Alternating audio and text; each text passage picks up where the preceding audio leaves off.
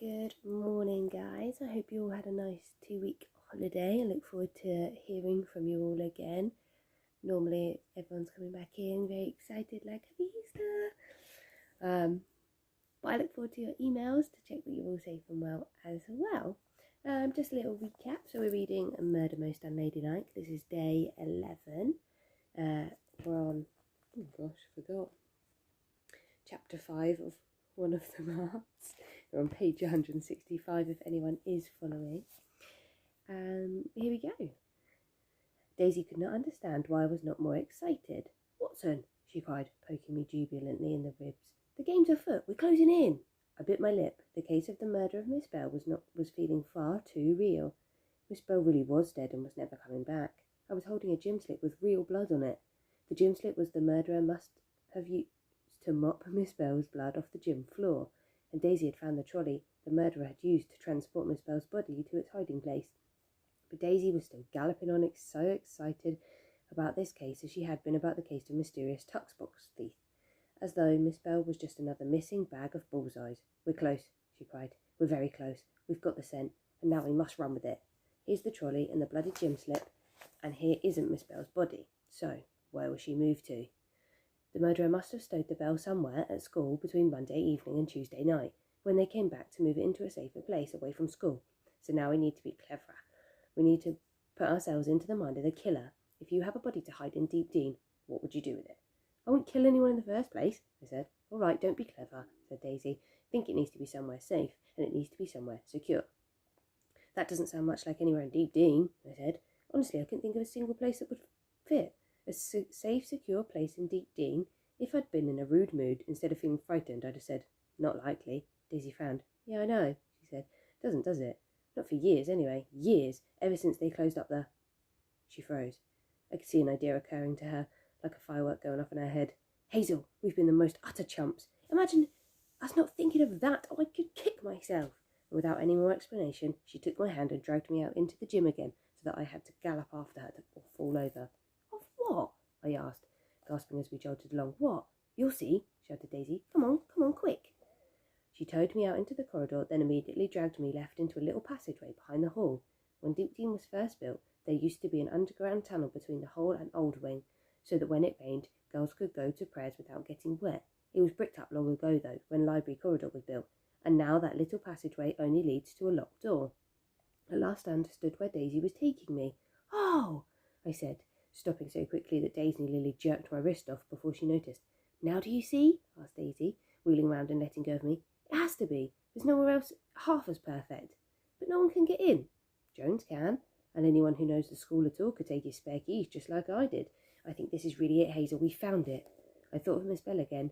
"You sure she's not still down there?" I said uncomfortably. "I told you she isn't. She's been moved out of the school by now," said Daisy. "But even if she is, well, I've seen lots of dead animals, and they're not so bad. They just lie there." I nearly reminded her that I had seen Miss Bell's body quite recently, and it had not been just like a dead animal at all. But Daisy was already trying Jones's key in the door. I thought it would be difficult to unlock. When Daisy found the right key, it turned with a neat little well-oiled click, and the door swung inwards. "See?" asked Daisy smugly. "Someone's been here recently." She flashed her torch into the open doorway, and we saw brickwork, broken bits of cobweb, and steps going down into darkness.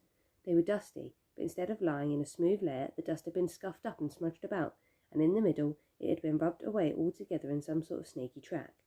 Daisy took my hand and squeezed it. I squeezed back. Her palm was cool and dry, and I remember being terribly worried she might notice how much I was sweating. She said nothing, though, and we went down into the tunnel in hand, both of us shining our torches into the dark.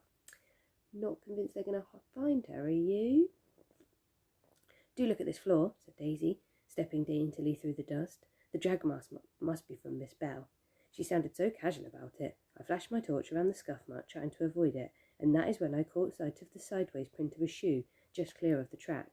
"Oh," I said, pointing, and Daisy sprang at it with a yelp of excitement. Drawing a bit of string and a pencil from the pocket of her dressing gown, Daisy crouched down over the print. I knelt next to her, shining my torch at it while she laid the string over the print and deftly marked it off with a pencil. It was the print of a flat shoe, and it was very long. When Daisy held up the string, in the glare of my torch, it looked longer than ever. "A man," I exclaimed. "The one. It must be. Didn't I tell you he had something to do with it?" Daisy looked at me pityingly. "Don't you ever notice anything, Hazel? This print isn't from a man's shoe at all. Look at the heel and the toe, ugly as sin, but it's made for a woman, and I know exactly which one." "Who?" I asked Miss Bell. "Hazel," said Daisy. "That's the stupidest thing I've ever heard you say. I shall pretend I didn't hear it. Haven't you ever noticed those boots of Miss Tennyson's?" My stomach lurched. That's exactly what I have not wanted to find. Real evidence to back up Daisy's Miss Tennyson theory. Miss Tennyson! Just you look at her shoes tomorrow. They're simply enormous. She only has 2 pairs too. This is from one of her blue monstrosities. You know, the ones with the pointless bows. "Someone else might have put on her shoes," I suggested. I'd felt so sure it must have been the one. "Oh, don't be an ass, Hazel. That sort of thing is too silly to happen in real life, unless you think they crept into her boarding house and stole her shoe just to wear them in a passageway that no one ever uses." I blushed. I felt like an idiot, and I was glad it was so dark. "We ought to get on," said Daisy, getting up and tucking the curl of the string back into her pocket. "We can't be away from sand too long. Besides, we need something else to prove what had happened. That footprint's no good on its own." She started off down the tunnel again, walking carefully along the drag line in the dust, and I followed her. That night, everything seemed to be going Daisy's way. She wanted another clue. She found exactly what she was hoping for.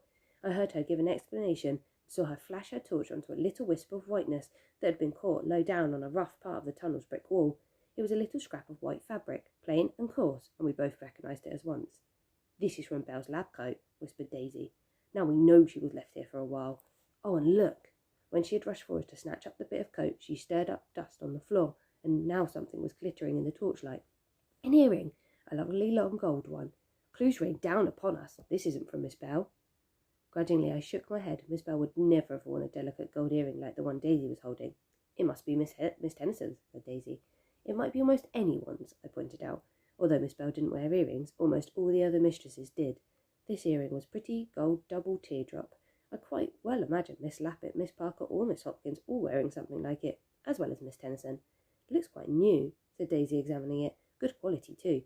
You can't prove it's not Tennyson's, and if you put it with the shoe, things begin to look awfully bad for her." I wanted to protest that she was still not being quite open-minded, but the sight of all the evidence kept me quiet.